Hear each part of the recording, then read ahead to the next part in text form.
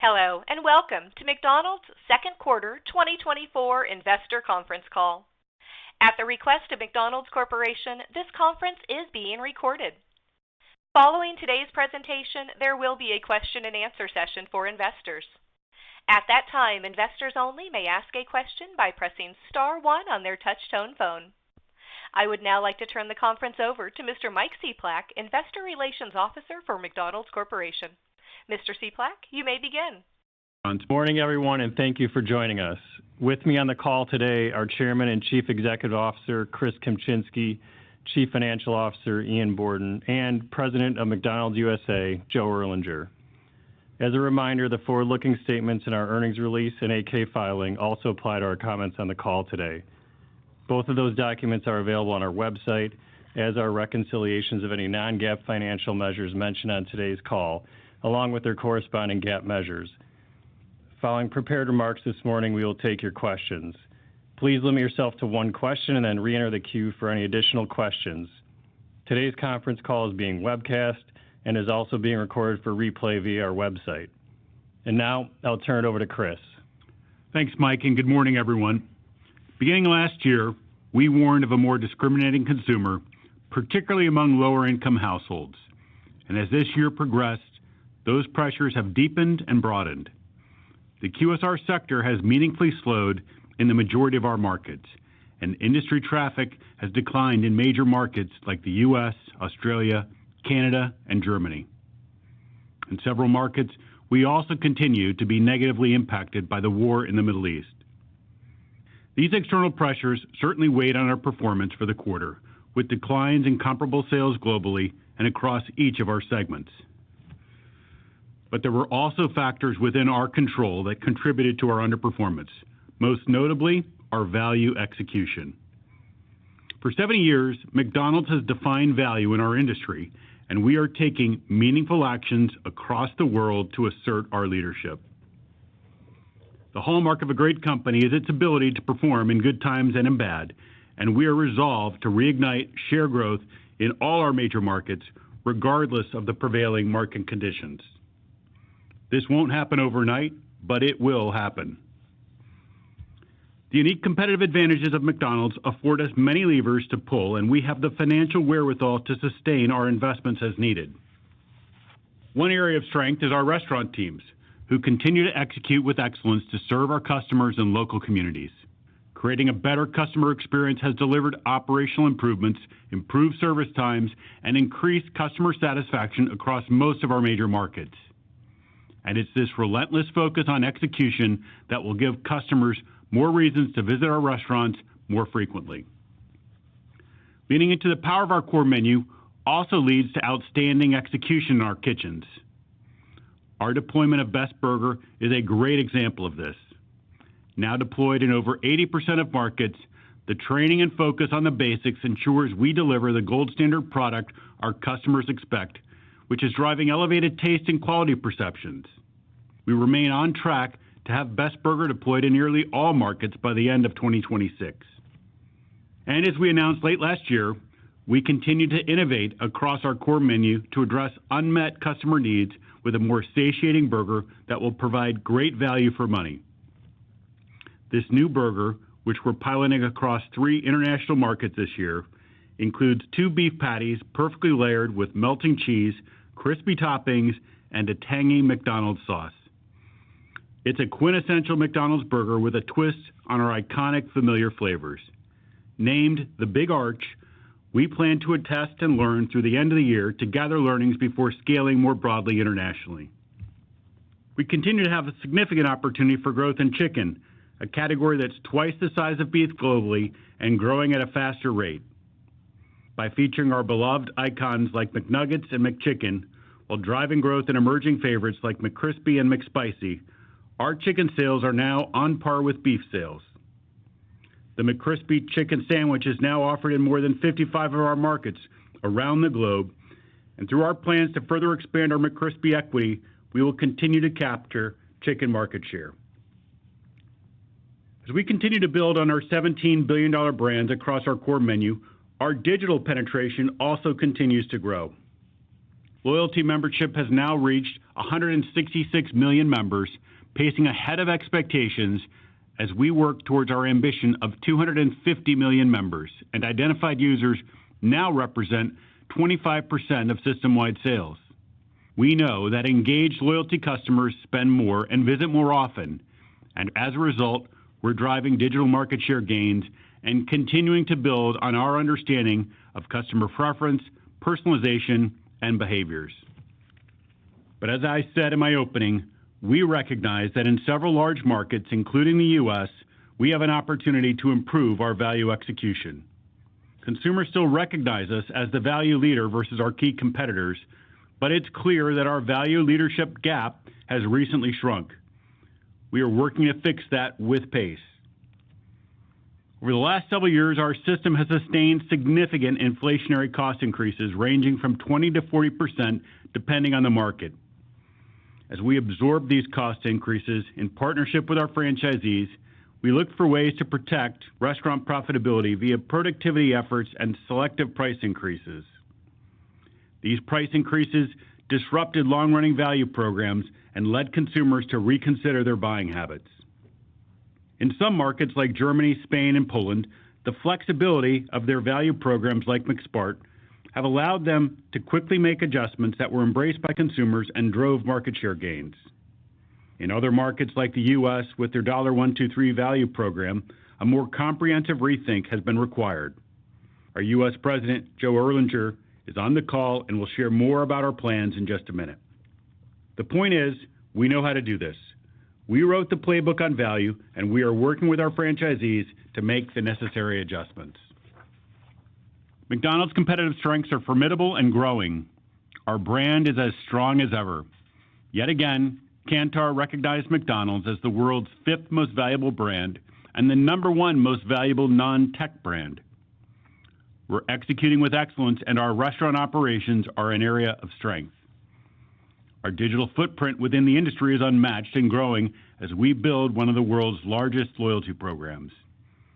And we're flexing our investment muscle to accelerate new restaurant openings as we also build consumer, restaurant, and company technology platforms that will drive cost efficiencies and accelerate innovation. We do not take these advantages for granted, however, and we are committed to delivering for our customers and shareholders every day. Where our customers tell us we have value opportunities, we will address them. Listening to customers and staying agile led to the development of our Accelerating the Arches strategy, and I'm confident that it remains the right playbook for our business. Continued focus on gold standard execution and our growth pillars are the right actions to grow market share and return to restaurant traffic growth. To share more on the U.S. segment, I'll now hand it over to Joe. Thanks, Chris, and good morning. It's been a few years since I've participated in a McDonald's earnings call, and I want to start by reflecting a bit about the progress McDonald's USA has achieved since that call back in 2021. Over the past 3 years, we've significantly moved the needle in several areas, like loyalty, which has grown to over 20% of our U.S. system-wide sales and over 37 million 90-day active users. We've also improved our chicken market share with the launch of McCrispy. As I said then, it was the accumulation of our decisions, grounded in our values, that continued to keep the McDonald's brand relevant for our customers and meaningful for our people, providing a strong foundation for future growth. That continues to be our approach as we're now focused on raising the bar on our customer experience, considering our customers' current reality. Since the very beginning, and Chris touched on this earlier, we've earned our success through excellent QSC&V, quality, service, cleanliness, and value. And as we've evolved our approach time and again over the years to match the changing expectations of our customers, we continue to deliver an exceptional customer experience today. In this last quarter, McDonald's USA delivered its highest ever year-to-date customer satisfaction score. While I'll share more about the $5 meal deal in a moment, both the Bacon Cajun Ranch McCrispy and Grandma McFlurry promotions drove sales, along with cultural buzz and brand relevance. All said, our business performance reflects industry-wide challenges and the current context. one where customers are making thoughtful choices about when and where they eat. And while we always work hard to provide value to our customers, they're telling us that they want to see and experience even more value from McDonald's. And we're listening as we remain laser focused on providing great value to our fans this summer and beyond. So we tapped into ideas that already exist within our system. Our restaurants in upstate New York had been running a local $5 meal deal that was highly successful, performing well with lower income customers and driving overall incremental sales. By leveraging learnings from within our own system, we brought this to life for customers across the U.S. We've seen a lot of enthusiasm, and the number of $5 meal deals sold are above expectations. Trial rates of the deal are highest amongst lower income consumers, and sentiment towards the brand around value and affordability has begun to shift positively. To date, 93% of our restaurants in the U.S. have committed to extending the offer even further into the summer.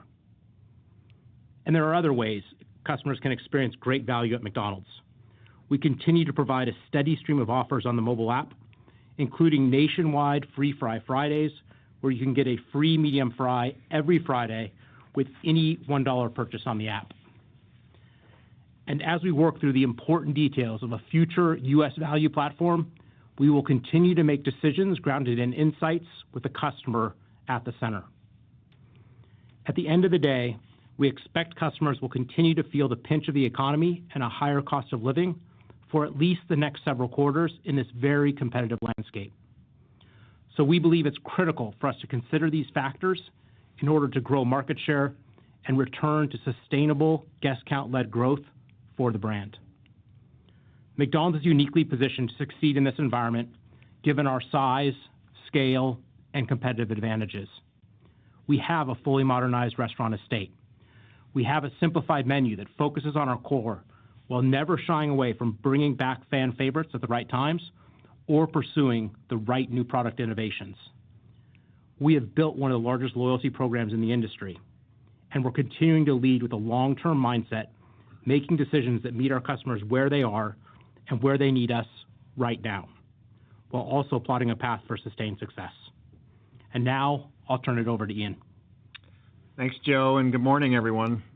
As Chris mentioned at the top of the call, despite the very real near-term challenges facing the sector, we remain confident that our long-term strategy, rooted in customer insights and built on our inherent competitive advantages, is right for our business. When we combine deep insights with the power of our brand, we tap into what our customers love most about McDonald's, connecting with them on an emotional level through celebrating the rituals and memories that make our brand so special. At the heart of our brand are our local communities and the customers we serve each and every day. Strong restaurant-level execution against our MCD growth drivers, coupled with compelling value, will be critical to giving customers more reasons to visit McDonald's more often. And as you heard from Chris and Joe, we're delivering higher customer satisfaction and improved service times across most of our major markets. Our M, C, and Ds are deeply interconnected, and it's at the intersection of our growth drivers that we continue to deepen our relationships with customers and create a consistent and enjoyable restaurant experience while offering the delicious and affordable food they love. As Chris mentioned, we still have an opportunity to strengthen our holistic value proposition across markets, and we recently met with each of our largest markets where ensuring that we have a winning value offering was front and center in every discussion.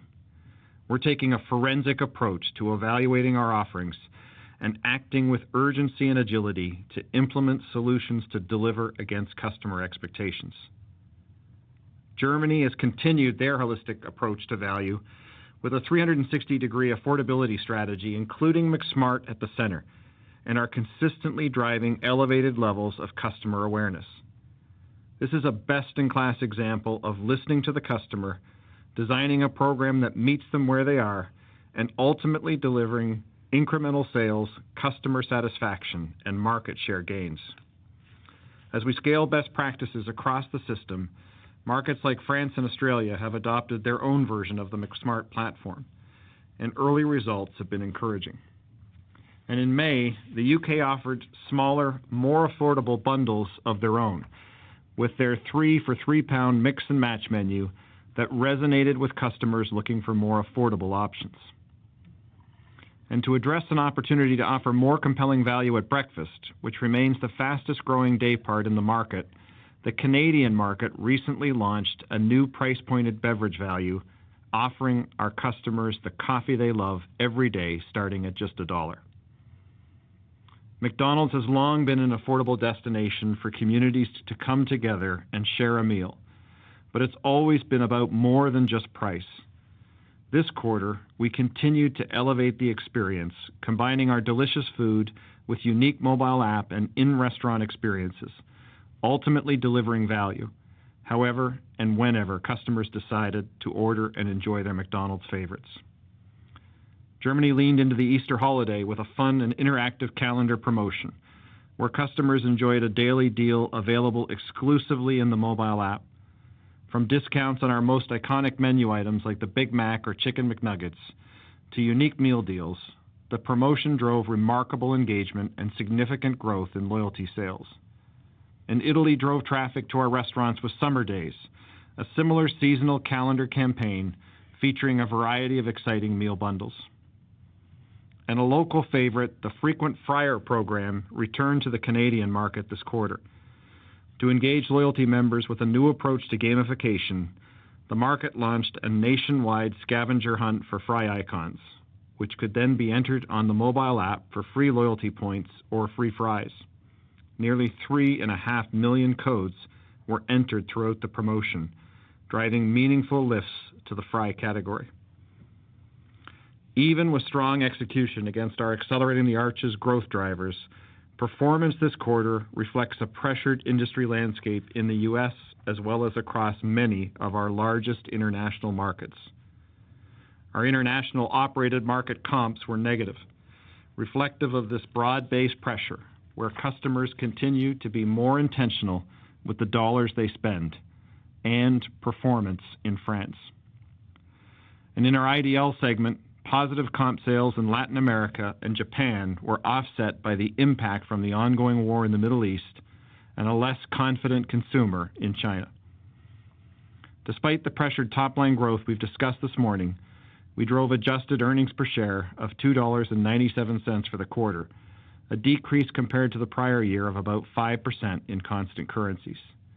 This was primarily due to a higher effective tax rate of nearly 21% for the quarter, elevated interest expense as expected, and less other non-operating income due partially to lower interest income.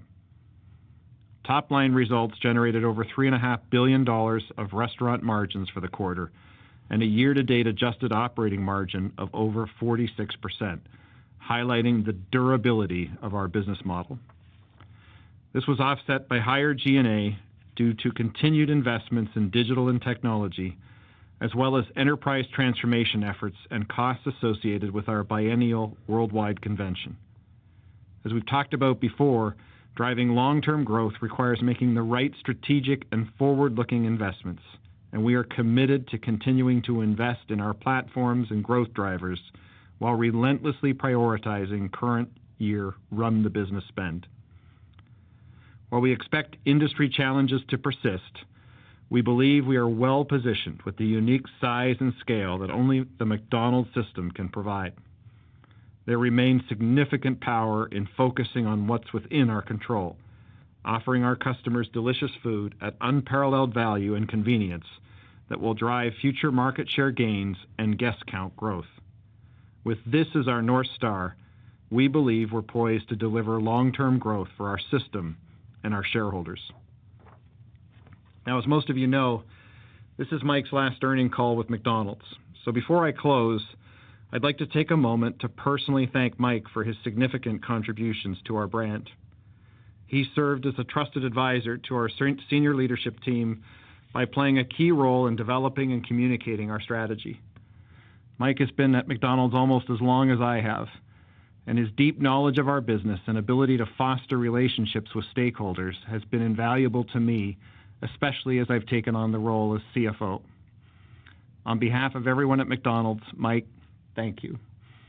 We wish you all the best for the future. And with that, I'll turn it back over to Chris. Thanks, Ian. Earlier this month, we brought leaders together to discuss our goals and objectives as we further establish McDonald's as a leading global consumer brand.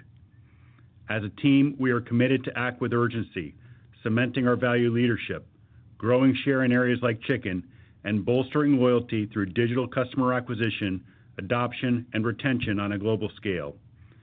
And we are continuing to lean into our three pillars, M, C, and D, as our blueprint and engine for growth, while leveraging technology to transform how we operate across all platforms.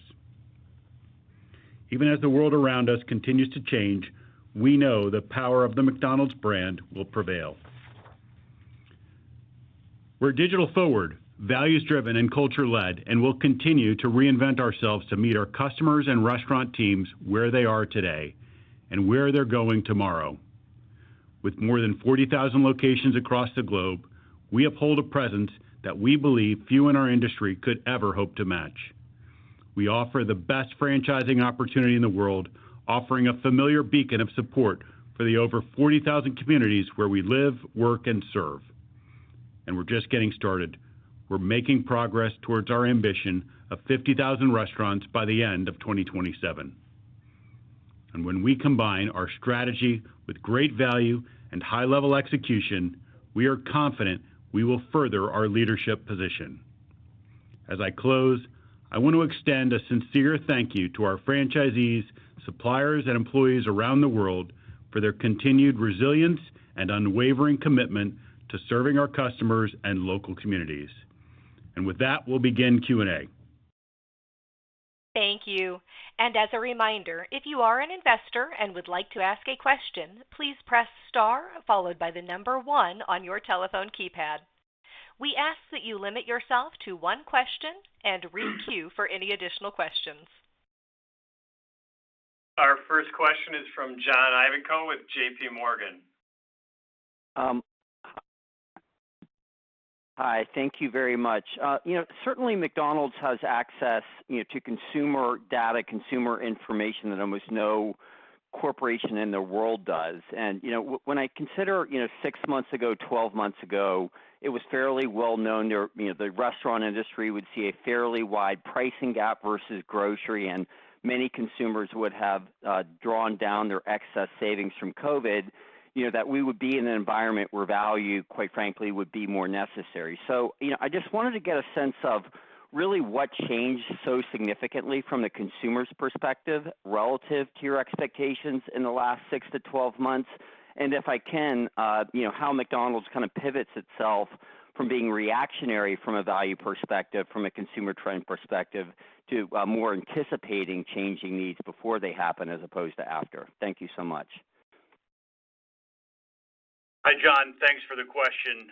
You're right in that, last year, you may remember we were talking about there being pressure on the consumer and particularly that low-income consumer. That was notable in a few of our major markets. And what has happened in the intervening period of time is that we've seen more markets have this same sort of slowdown. And it is certainly most pronounced with that low-income consumer, but we're also seeing an impact with larger groups, particularly around families in Europe, that we're seeing this as people are just looking to economize. You're also right that we're looking at a continued gap between food at home and food away from home inflation. The gap is about 3% right now, or 300 basis point gap between the two. So you are seeing consumers being much more discretionary as they treat restaurants. You're seeing that the consumer is eating at home more often. You're seeing more deal seeking from the consumer, and you're just seeing, I think, a trade down even within either units per transaction or within mix. All of those things for us are indicators that the consumer across a number of these markets is being very discriminating. And I would point out consumer sentiment in most of our major markets remains low. And so your point around how do we make sure that we're anticipating where these customers are going and what the value is required, I think is a fair question. And what we've done is in a number of places, you've seen us and heard us talk about what we're doing with McSmart, what we're doing with McSavor, some of the things that we've put in place in the U.S. But I think it's also clear to us that in several markets, in a number of markets, that you need to have a broader value platform, and that trying to move the consumer with narrow offerings that are one item or a few items is just not sufficient for the context that we're in. And so what's going on in markets around the world is looking at how do we further broaden what some of the value platform offerings could be, as we also perhaps look for other places that we can dial down. And that conversation, as you know, with our franchisees takes a moment. It's not something that happens immediately, but I would say that there's good recognition across our franchisee base that we need to be providing value. We need to be providing a broader level of value. And at the same time, we've got a lot of other levers. So this is not all about value. We've got levers around what we can do from a menu standpoint. We've got some great equities that we need to be driving there. And there's more we need to be doing from a marketing standpoint and stepping up on marketing. So I'd say the changes that we're working on and talking about with our markets, yes, it's around value. It's making sure that as we're facing certainly a more difficult environment than even what we anticipated last year, that we've got that value offering, but we're also using the other things that are at our disposal to get this business back to where we know it should be performing. Our next question is from David Palmer with Evercore. Thanks. Congratulations, Mike. Thank you for your help all through the years. As far as my question, I guess I'd like to focus on the IOM countries. How do the challenges in your key markets differ from the U.S. in terms of market share versus the informal eating out sales trends? And in the U.S., it feels like McDonald's is still in a state of searching and perhaps negotiating to find the right value message ahead of menu news that might happen later. Are you at a similar stage of searching and perhaps negotiating with franchisees about value overseas? Where are you in terms of how satisfied you are, where you are in terms of the value message? Thanks so much. Yeah, thanks, David. I'll have Ian start, and then if there's anything I need to add, I'll do that. But Ian, I'll let you start. Sure. Morning, David. Thanks for the question. Look, I'll just start, I think, with a bit of context, which is, as you heard Chris in his opening remarks talk about, I think the pressures on the industry and consumers that we're seeing are broad-based in nature. And I think if you look across our IOM markets, which you will know historically, I think we've have been a real strength to our system. I think that external pressure has heightened and I think certainly gotten more significant in several of those markets through the second quarter. And so I think it's still what I'll call an evolving situation. We've talked a lot about value and affordability over the last couple of quarters. As you know, we've kind of highlighted McSmart, which is an entry-level affordable meal option that we put in place in Germany at the beginning of 2023. And Germany has been consistently one of our most strongly performing markets, even in a much more difficult context over the last couple of quarters in the marketplace. So I think it's a part of it is just the evolution of what's happening with the consumer, what's happening with the industry. I think we have strong alignment and engagement with our franchisees across our international markets. I think we're working very collaboratively and constructively to get the right programs and platforms in place from a value and affordability standpoint. I think part of it's just been the landscape and the consumer is evolving, and those platforms and offers have needed to be sharpened and I think better positioned to be delivering in the current context. And so I think we're moving with speed and pace, as you've heard us talk about before, but the environment, I think, has been changing and context has been evolving, and I think we're just trying to get ahead of that, as we've talked about in kind of our opening remarks. Yeah, what I would just add is if you look at our IOM markets, the good news is if you think about Germany with McSmart, you've got Canada with McPicks, you've got the UK with Savers Menu, Australia has McSmart and also Loose Change Menu, France has McSmart. We have the value platform. established in those markets, and there's good consumer awareness of those value platforms. The work that's underway, and Ian alluded to this, is making sure that underneath those value platforms that we have the right items at the right price points to reflect where the market's at today. And so there are markets like the UK, for example, where they're making changes to the menu. In France as well. They're adding a €4 Happy Meal. So there's changes that are happening underneath those value menus to make sure that we are appropriately positioned for what we see now as the market context. But the fact that we have those menu platforms established, that there's good awareness on those, I feel like that is a positive versus in the U.S., where obviously they're starting to do a little bit more work about what the long-term value platform is going to look like. Our next question is from Brian Harbour with Morgan Stanley. Yeah, thank you. Good morning. I had a question on digital, right? Because obviously it's continued to grow. You've continued to add members, and there's actually a lot of really good value available on that platform. But it hasn't really offset some of the sales challenges that you're seeing right now. So I guess, what gives you kind of the confidence that could change, or what do you think needs to be done differently there? Do you think it's kind of resonating, and is that a place to continue to drive value going forward?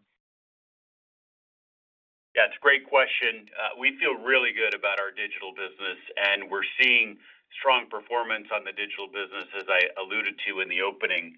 I think the challenge on digital right now is basically only about 25% of our customers are on digital in terms of identified customers.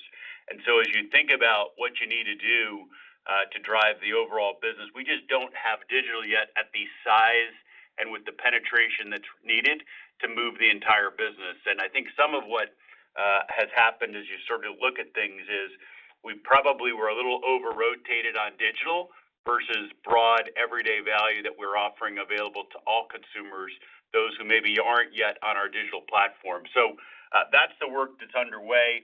I think in time, certainly as you know, digital is going to continue to grow for us. We're going to get more and more customers on our digital platform.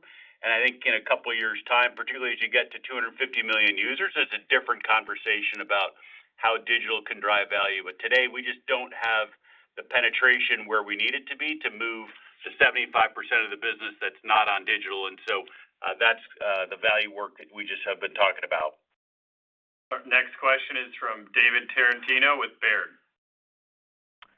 Hi, good morning. I had a couple of questions on the U.S.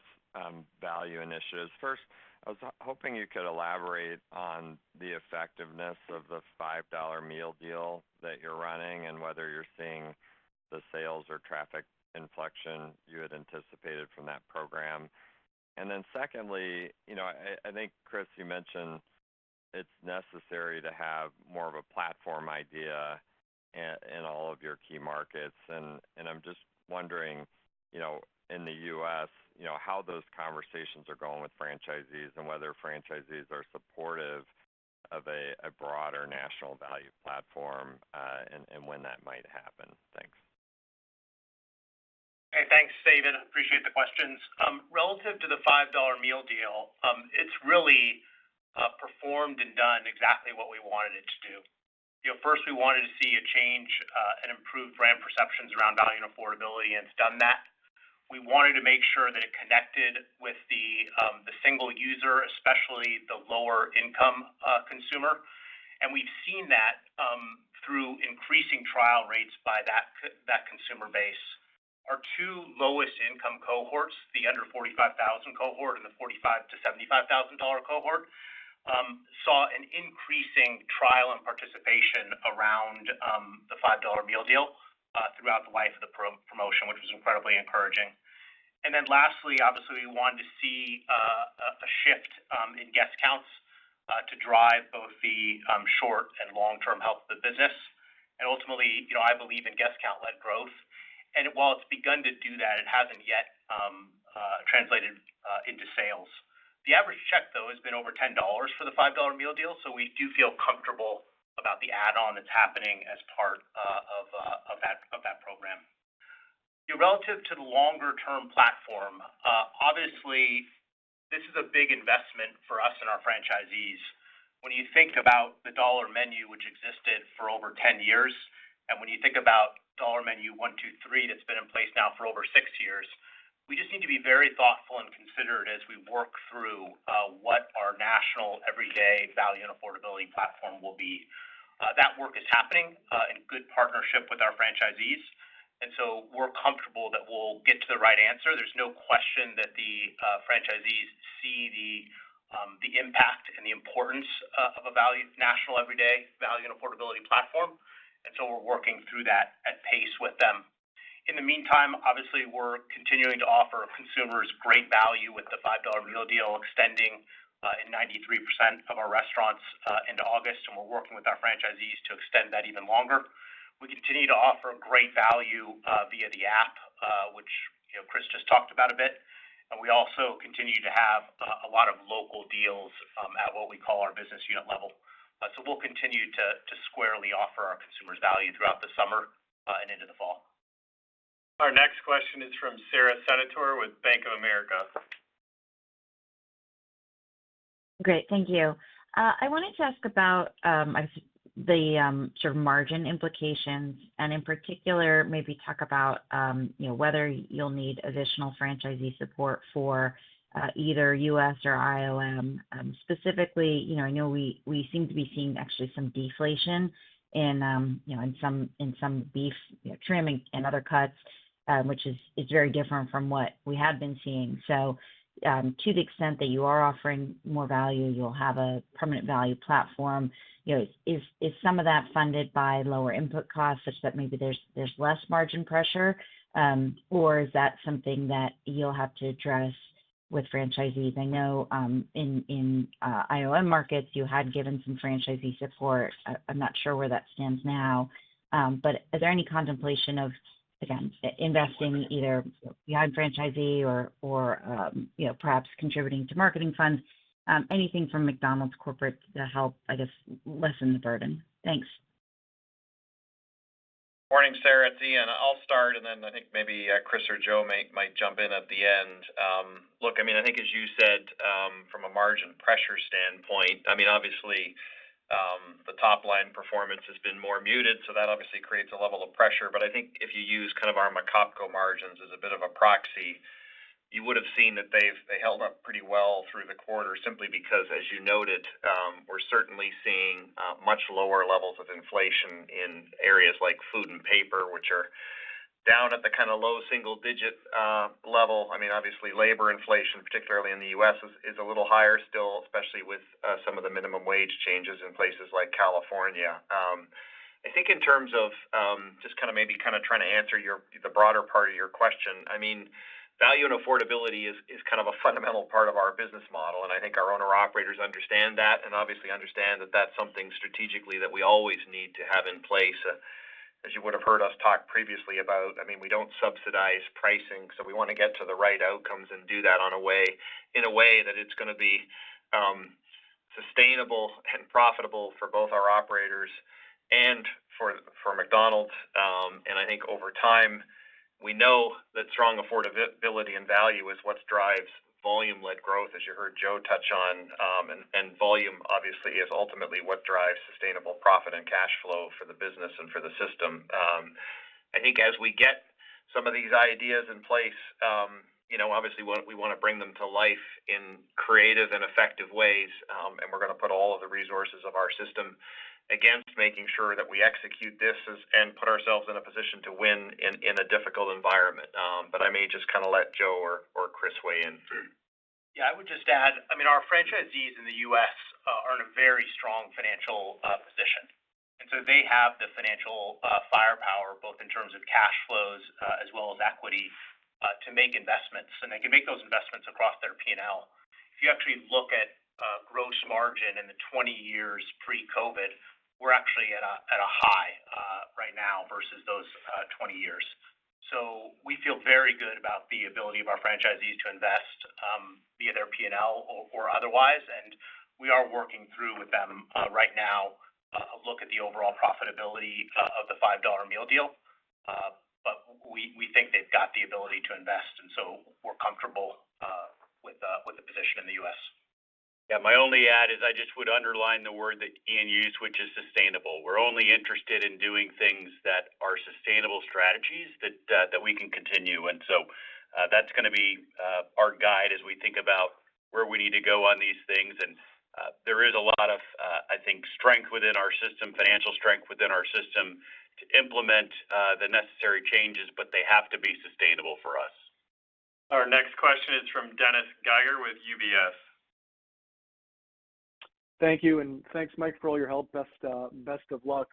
Wanted to focus again on the meal deal. Appreciate all the insights there. Specifically as it relates to customer awareness in the U.S. of the meal deal and sort of thinking about the marketing message or the marketing intensity. Is that something you could help frame up for us? Where it is right now? Is it something that ramps and kind of related? Just thinking about the timeline generally from a new marketing a new value platform or a new bigger value offer to guest count contribution. Is there a way historically to, in environments like this to kind of think about how that timeline looks? Thank you. Yeah, I think what we're learning from this is the power of our national voice at McDonald's. As we exited 2023, we looked at the value that we had at a local level and felt very comfortable that value was compelling. But what we lacked was obviously a strong national voice, and it took us some time to work with our franchisees to achieve that national voice. And as we talked about, the $5 meal deal is something that already existed in upstate New York. And when you look at when we applied that national voice, what happened in upstate New York, which had already had the deal, trial and participation rates actually doubled in upstate New York. And so you also see then the power of the actual message, the importance of a message actually being price pointed. As you know, we have a BOGO, a buy one, get one promotion that we've run in January, and we saw trial and participation rates for the $5 meal deal 70% greater than that January buy one, get one window.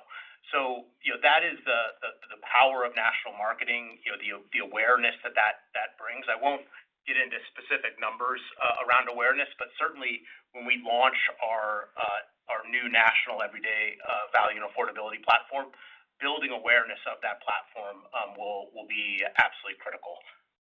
Just like we've done obviously in the past with Dollar Menu 1, 2, 3 and the Dollar Menu.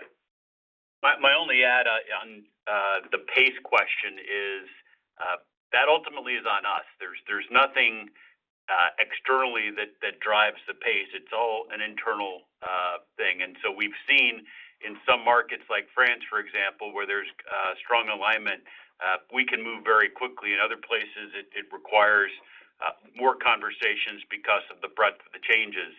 But at the end of the day, we've shown the capacity to move quickly, and my hope would be certainly that in the market like the U.S., I think Joe and the team are having great discussions with franchisees about the importance of getting to that value platform that we've talked about.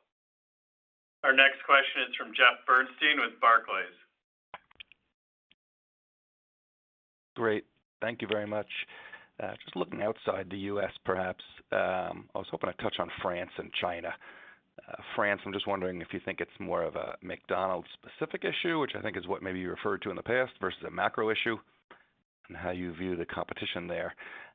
And then in China, I know you mentioned that consumers less confident. I'm just wondering if you're seeing anything to give you pause on an otherwise aggressive unit growth outlook, or maybe a change in strategy, whether you're seeing any U.S. brand pushback or anything along those lines would be helpful. Thank you. Sure. Thanks for the question, Jeff. Well, starting with France, certainly what we've seen in France has been a slowdown, but I think you're also accurate in reflecting that the fact is we're losing share in France, and that suggests to me that there is still an opportunity for us to improve our performance. A couple things for us. One that we've talked about in the past has been it is a very competitive market right now. We're seeing a competitor there who's being aggressive on pricing. Certainly that's one element. I've talked about some of the things we're doing to enhance our McSmart menu to make sure that we're competitive on pricing. Second, because France has such a meaningful business with families, families is a key consumer for us over there. That's where they're coming back with the €4 Happy Meal, so that's addressing the family issue.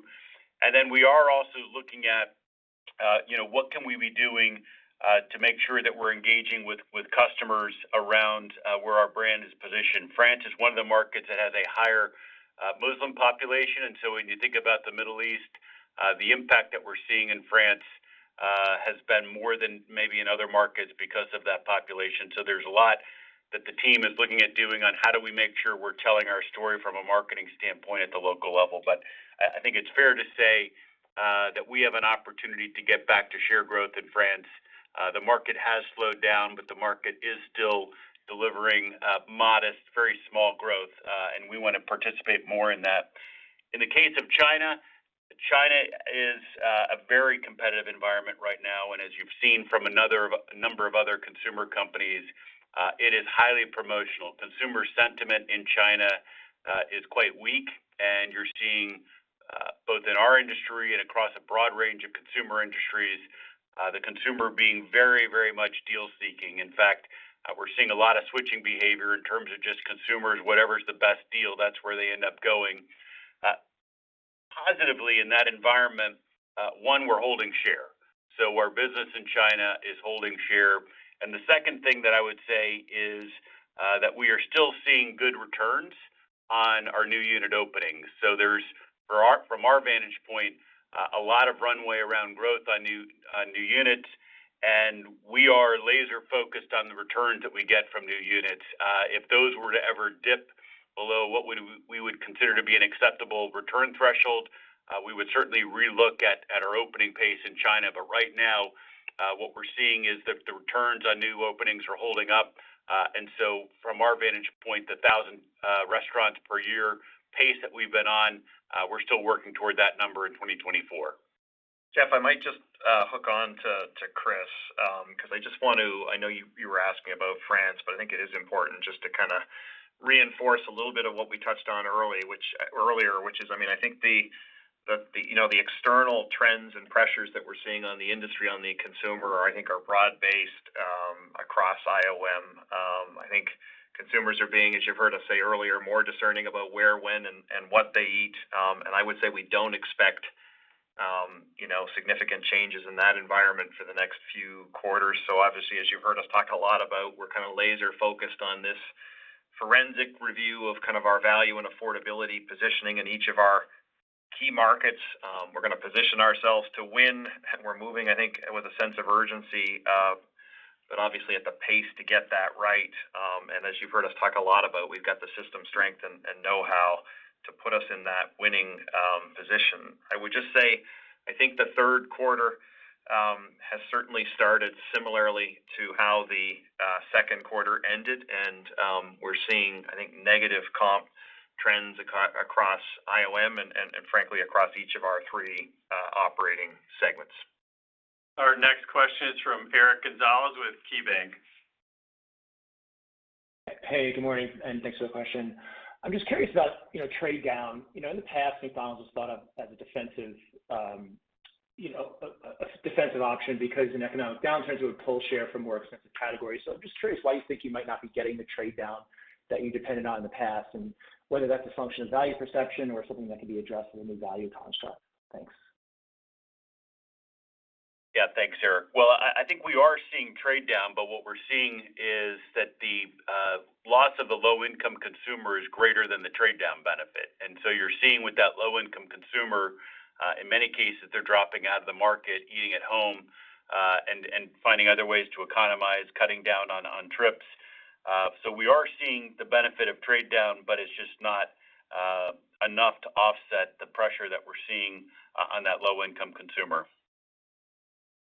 Our next question is from Lauren Silverin with Deutsche Bank. Hey, thank you, guys. I wanted to follow up on how you're thinking about comps in the back half of the year. So quarter to date still running negative. Are you expecting that to, continue through the third quarter? When can we start to talk about positive comps in the back half of the year? Is it fourth quarter as a base case right now? Any commentary there would be helpful. Thank you. Hi, Lauren. It's Ian. So just to reiterate a few things. I mean, I think, as I said, the pressures are broad-based. We're seeing those pressures, I think, on the industry and on the consumer across almost every one of our large owned markets globally. And as I said, I don't think we certainly don't profess to have a crystal ball on how the future will look like, but we don't expect that we're going to see a change in that environment over the next few quarters. I mean, I think that's why we're laser focused on getting value and affordability right. As you heard Chris just say, I think it's not even so much about consumers moving from us to others. It's about consumers in that low income category, and I think families, which are obviously two big cohorts of our consumer base across most of our markets, just eating out less frequently than they have been previously. I think we're confident that if we get our value and affordability propositions right, if we get them into that winning position in each marketplace, that will encourage consumers to come back when they can. I think if you take examples of what some of our markets done, I'll use the UK as a bit of an example, that ran a campaign at the end of May, beginning of June, a 3 for £3 mix and match campaign. They also have done a £1.99 Happy Meal offer in the app. When we run compelling, affordable options like that, we know we're able to draw consumers back, and we know we are best positioned to be able to do that. So that's certainly what we're focused on. As I said, certainly don't claim that we can predict, I think, when the environment will turn or when the consumer will turn. I think what we're focused on is making sure that we're winning in the current context in each and every one of our markets, and that we're positioned to accelerate our momentum as this challenging environment begins to turn in each and one of our markets as we look forward.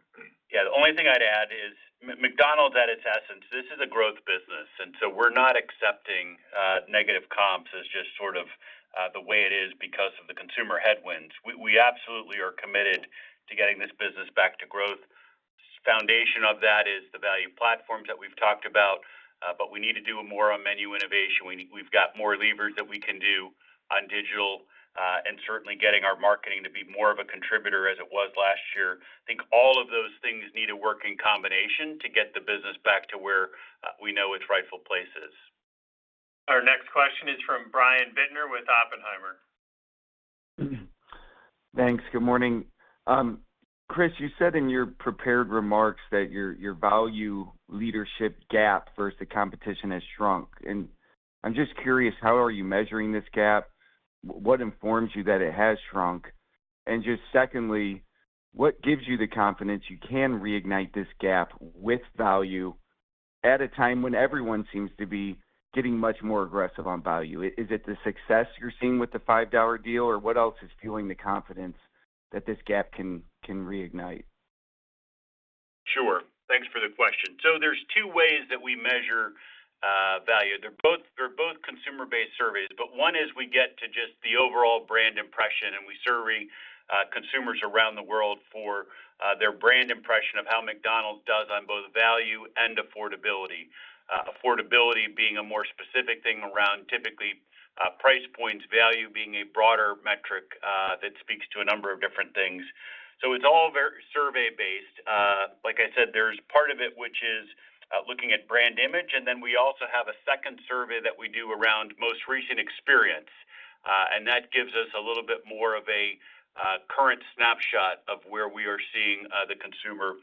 And it's been particularly on the most recent visit that we're seeing our leadership gap is shrinking. Our brand image scores around value and affordability, we still are very strong there, and we're seeing those gaps hold up. But on the more recent visit, that we are seeing some of the pressure, some of the decrease, still leading, but that margin may be shrinking, a couple points in a market, for example. In terms of what gives us confidence about our ability to continue to lead on value, it starts with the fact that for 70 years we've led on value. And for 70 years we've led on value because it's what the brand stands for, and frankly we can buy food and paper at a better price than anybody else. So we have an underlying competitive advantage that we can buy at a lower price than anybody else in our industry. I think the other thing is the way that the consumer defines value, yes, there's a price point component to it, but the other thing that we see in all of our value work is that there are intangibles that consumers think about around how they define good value or not. Things like, for example, how convenient is the restaurant? Things like, for example, how clean the restaurant is. Things like how tasty is the food. Those typically are representing maybe 25 to 30% of consumers' value perception. So it's not just about hitting low price points. It's also the overall experience you can deliver. And as you've heard us talk about in the past, our restaurant estate is in great shape. Our restaurants are running strong execution. Service times are improving around the world. CSAT scores are high. So I think we've got a lot of things from the intangibles that are working in our favor. And as you've heard us talk about on this call, there's other things that we're doing to make sure from a value standpoint, and particularly around value platforms and products and price points, that we're where the consumer expects us to be. Brian, I might just do two little hooks on Chris's, just on that second bit about why we can win. I mean, I wouldn't underestimate the power of the equity we have in some of our menu items, that when we get those items priced at the right price point in the current context for consumers, I think that's unique to us. The scale and level of marketing dollars we have available as a system that we can direct to support these platforms that we get as we get them in place is unmatched. And then I'll just double click on one Chris touched on the experience. I mean, we've talked the last couple of quarters. I think Joe would talk to the fact that our customer satisfaction scores in the U.S. are at kind of an all-time high for this point in the year. We're seeing that pretty consistently around the world. We're getting faster. We're delivering a better experience. And when you put all that together, that's what kind of defines value for the consumer. And we certainly are adamant and relentless that we're going to get that right in each and every market to be in a winning position. Our next question is from Jake Bartlett with Truist. Great, thanks for taking the question. Mine was just a clarification on your commentary about recent trends, and that's the U.S. And I think overall you said that the third quarter is starting as the second quarter ended. I just want to make sure that that's true for the U.S. And I guess if that's true, and it would I think implies below what was reported for the second quarter, if that's true in the commentary that the $5 meal is doing what you hoped, how does that mesh? It seems like the $5 meal you're happy with, but it doesn't seem to have really driven an improvement. Just want to make sure I understand the commentary there on recent trends and what's driving it. Yeah, that's right, Jake. So we obviously exited the second quarter as we lapped the Grimace birthday meal and shake with negative comps, and then we have experienced negative comps here in July. The success, obviously, we've seen is the shift in traffic that we're experiencing. And in my 22 years of experience at McDonald's, traffic and guest counts usually comes before sales. And so we've got some exciting promotions upcoming here in the second half of the year. And we think that if we can get the traffic moving, we'll see customers obviously willing to spend more.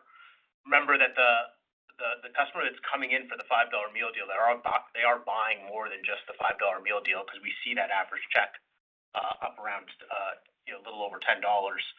So that's why we feel strongly about how the $5 meal deal is connecting in the marketplace, and specifically with that low-income consumer, which has been our opportunity. We have time for one more question with Jon Tower at Citi. Great, thanks for taking the question. Maybe just similar line of thinking in terms of your expectations for store margins for the balance of the year. Obviously, you've got some good guys with respect to inflation coming off, but I think pricing's also rolling off a little bit, and now it seems like promotional activity is going to be ramping. So how should we anticipate the impact on store margins, both in the U.S. business and the IOM segment, for the balance of 24 and perhaps into early 25? Hi, John. It's Ian. Let me try and get that one. Well, look, I think as you would have seen through the first half, even with more muted top-line growth, restaurant margins have held up pretty well. Obviously, as you noted, we will take or certainly expect to take less pricing through the year, just obviously managing through the current context we're in. We still got a fair bit of carryover pricing from 2023, so that certainly helps a little bit. And as I talked about earlier, certainly inflation on food and paper and other cost items outside of wages has come down substantially from where it's been over the last couple of years, so that's helpful. The U.S., obviously, as I talked about, we've got the wage pressures, particularly from California, so that's certainly a headwind that we're working through. But I think overall, if you think about the year, I think we certainly expect, if I use company-operated margins as a proxy, for those to be down a little bit from where we ended in 2023. But I think pretty good in terms of where you, when you consider the overall context of what we're working through this year. Okay, that concludes our call. Thank you, Chris. Thank you, Ian. Thank you, Joe. Thanks, everyone, for joining. Have a great day. This concludes McDonald's Corporation Investor Call. You may now disconnect.